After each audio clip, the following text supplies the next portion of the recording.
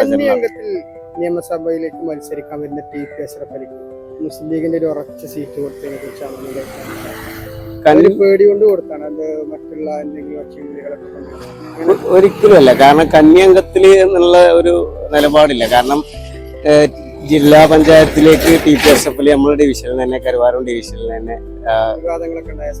വിവാദങ്ങളൊക്കെ ഉണ്ടാക്കിയതാണല്ലോ, ഓരോ ആളുകളായിട്ട് ഉണ്ടാക്കിയതാണ് വിവാദങ്ങള്. ആ ഒരു വിവാദങ്ങൾ പിന്നെ തുടർച്ച ഉണ്ടാവും വിചാരിച്ചിട്ടല്ല. അല്ലല്ല, ഒരിക്കലും അല്ല. കാരണം എന്താണെന്ന് വെച്ച് കഴിഞ്ഞാൽ ടി.പി. അഷ്റഫ് അലി നല്ല മികച്ചൊരു സംഘാടകനാണ്, നേതാവാണ്. ദേശീയ യൂത്ത് ലീഗിന്റെ ജനറൽ സെക്രട്ടറി ആണ്. മാത്രമല്ല MSFന്റെ പ്രസിഡന്റ് ആയിട്ടും അങ്ങനെ ഒരുപാട് കാര്യങ്ങൾ ടി.പി. അഷ്റഫ് അലി MSFിലും യൂത്ത് ലീഗിലൊക്കെ നിന്ന സമയത്ത് ചെയ്തിട്ടുണ്ട്.